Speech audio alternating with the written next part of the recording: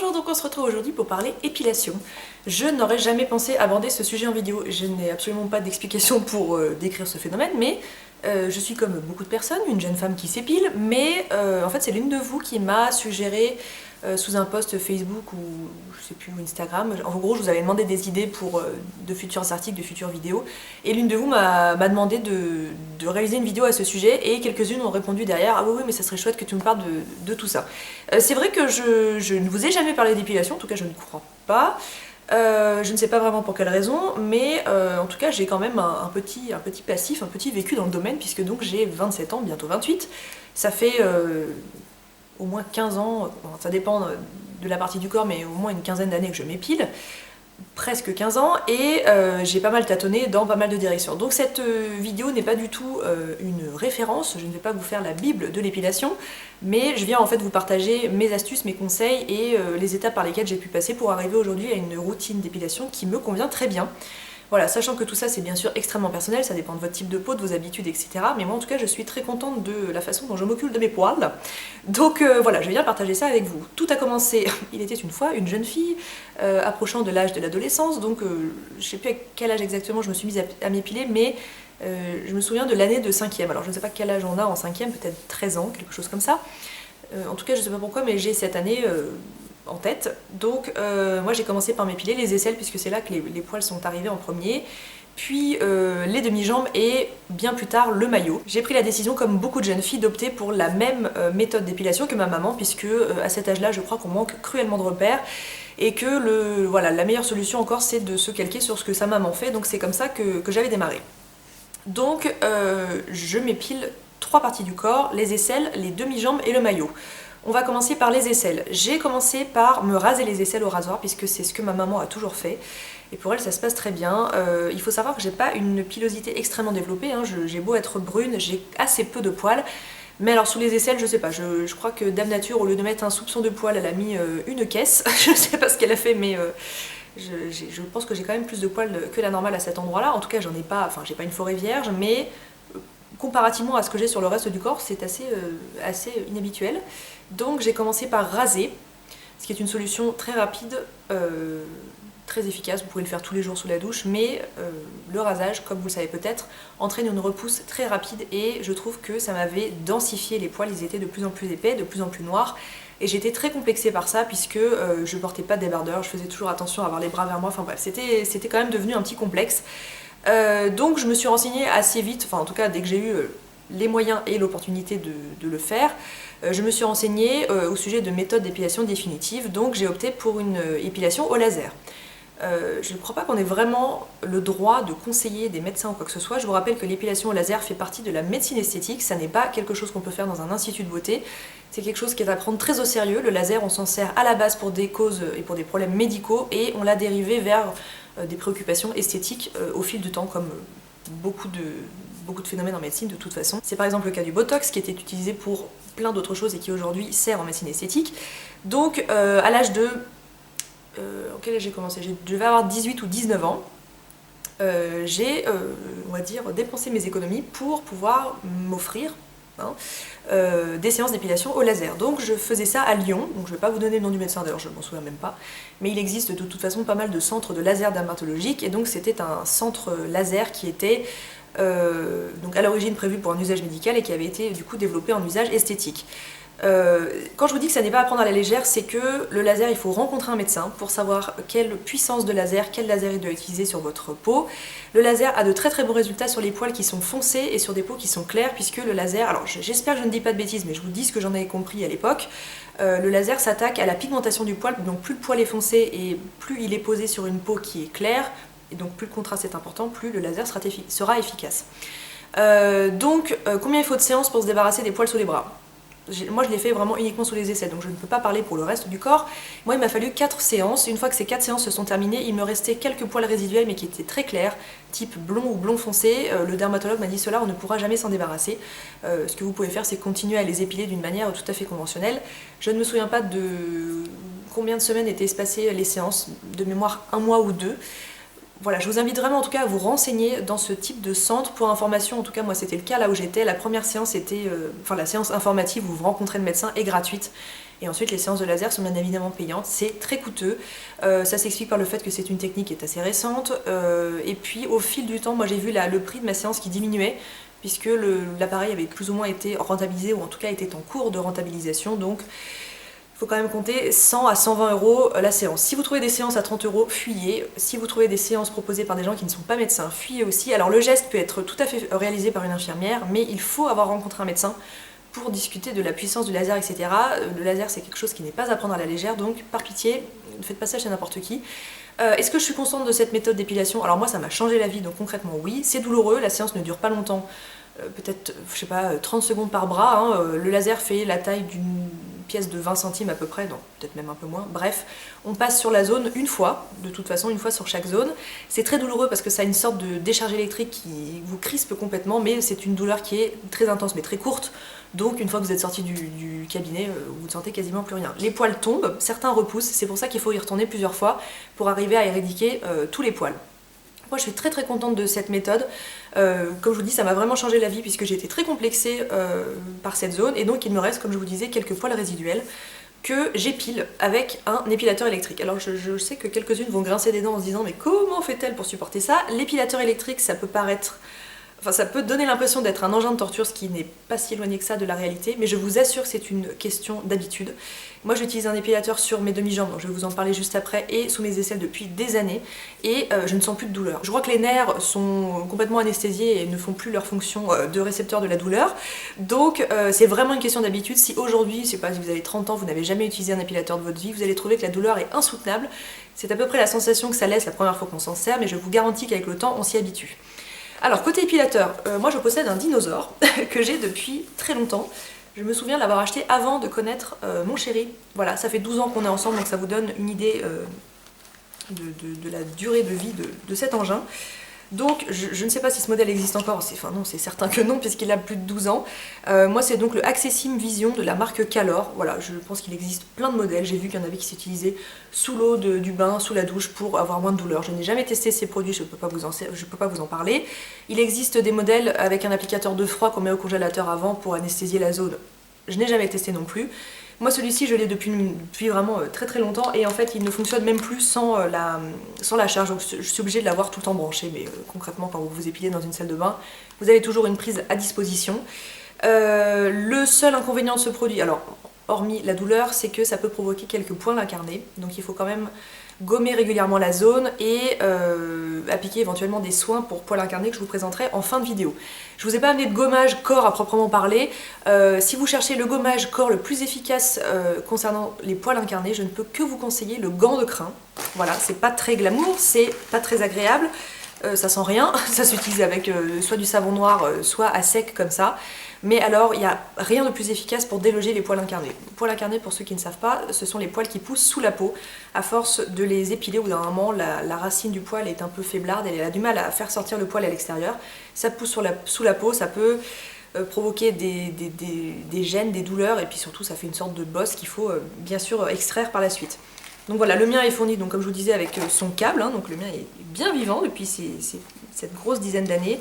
Il y a également une tête exfoliante dont je ne me suis jamais servie, une protection comme ça dont je ne connais pas non plus l'utilité, et une petite brosse pour permettre d'aller enlever les poils qui se coincent dans les pinces, puisqu'en fait c'est un système de pinces, quand la brosse tourne sur elle, les pinces se referment et emprisonnent le poil.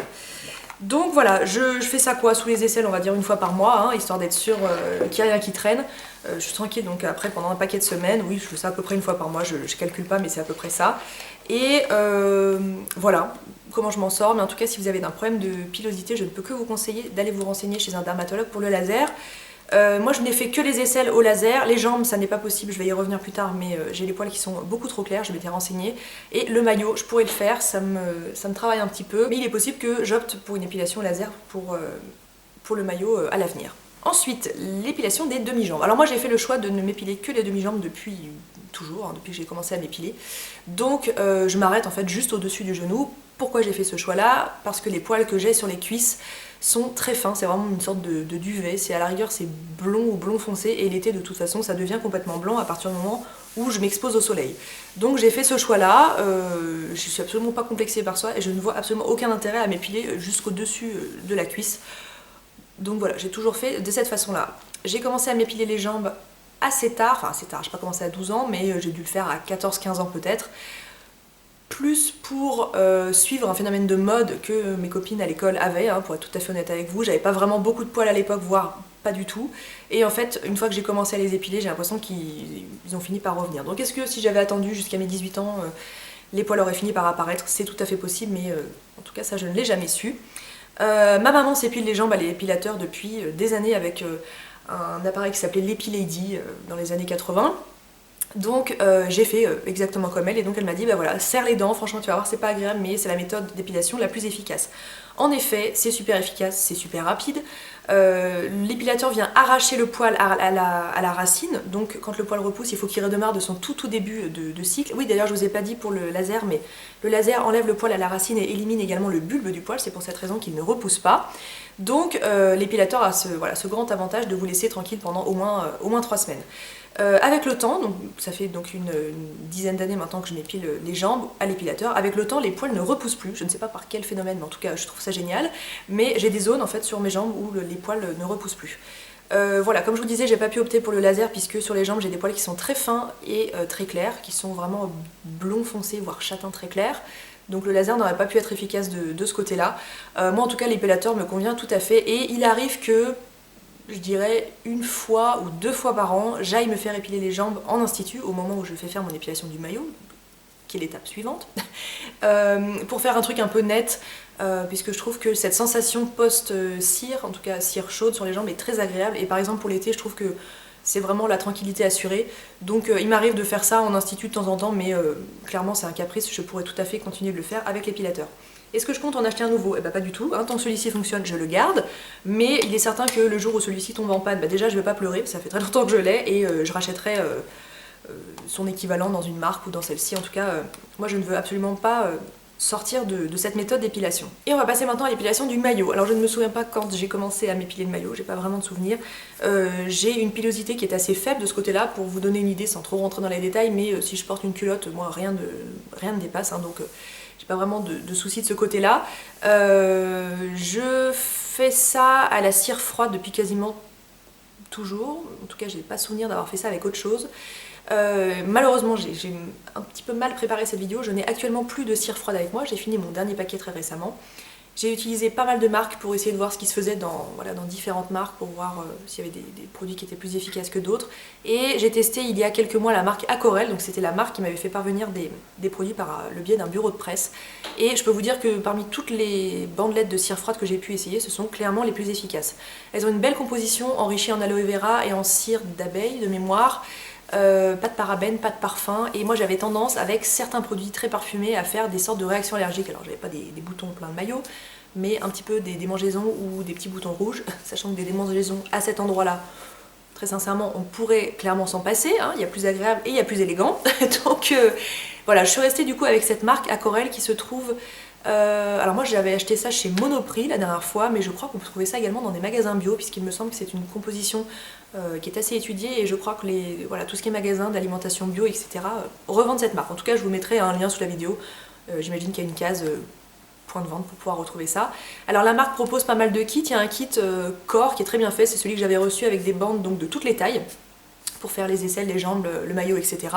Il y en a même pour le dessus de la lèvre ou quoi que ce soit. Et il existe également un kit aisselle et maillot qui est personnellement celui que je préfère, et c'est le seul d'ailleurs que j'ai racheté, je n'ai jamais racheté ce kit pour le corps, qui propose donc des bandes de plus petite taille, et à l'intérieur du kit vous avez également une petite huile qui va venir vous aider à éliminer les résidus de cire froide. Alors, la cire froide ça fait mal, une fois que vous avez mis la bande vous êtes à limite comme ça en train de vous bouffer un doigt avant de pouvoir la retirer. C'est exactement comme l'épilation à l'épilateur, c'est une question d'habitude, au bout d'un moment la douleur ne se ressent plus.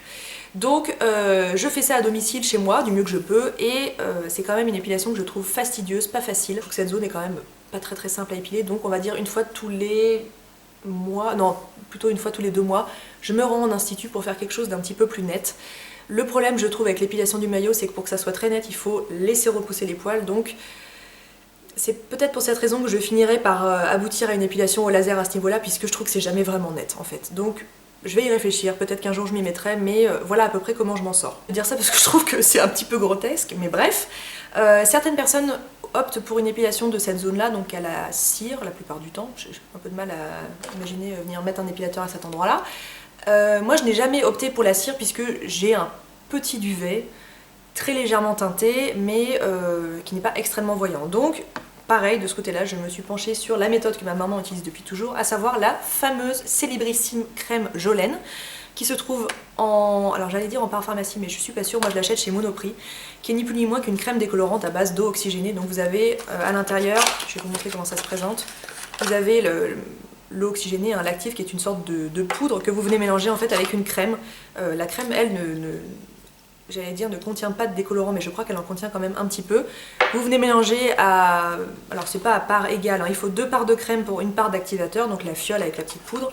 Vous avez à l'intérieur un petit plateau, donc une petite feuille de plastique comme ceci, et également une petite spatule que je vais réussir à vous retrouver, qui se trouve là, qui vous permet d'appliquer le produit. Alors vous ressemblez un peu à Astérix, faut faire ça quand votre chéri est pas là, enfin moi je le fais devant lui parce que ça me fait rire, mais à chaque fois il me regarde genre mais qu'est-ce que t'es encore en train de faire? Et je lui dis c'est pour être jolie, hein, voilà.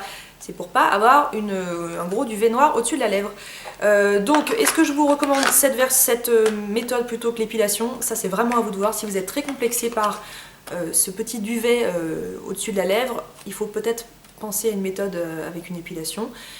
Si ça reste comme moi, des poils très fins qui sont à la rigueur un tout petit peu colorés, puis que c'est même peut-être un peu planqué dans le fond de ma tête et que je suis persuadée que ça se voit alors que ça se voit pas tant que ça, je vous recommande cette méthode qui est quand même assez douce. Alors ça c'est la version à l'aloe vera, il existe également la version classique, j'ai essayé les deux.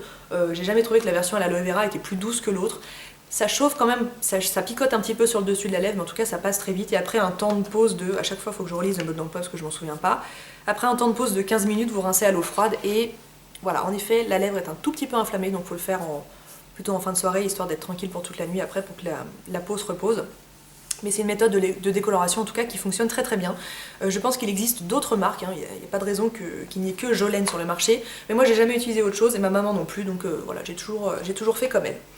Donc voilà pour ce petit topo sur l'épilation. Ensuite je voulais vous parler de poil incarné. Alors ça c'est un peu le fléau de toutes les femmes. Donc comme je vous expliquais, le poil incarné c'est un poil qui repousse sous la peau. Moi je suis surtout sujette à ça sur le maillot et parfois également en dessous des aisselles à force d'utiliser l'épilateur. Pour traiter ce problème, j'ai 2 produits qui fonctionnent très bien, qui ont à peu près la même finalité, le même résultat, mais qui sont assez différents en termes d'utilisation. Le premier c'est le soin anti-poil incarné, donc toujours de la marque Aquarelle, dont je vous ai parlé au sujet des bandes de cire froide. Donc ça c'est un produit que j'avais reçu de la part de la marque. J'utilise tellement peu de produits à chaque fois qu'il m'en reste encore une quantité assez incroyable. Donc c'est un produit qui va vous permettre de faire une exfoliation douce avec de l'extrait de miel.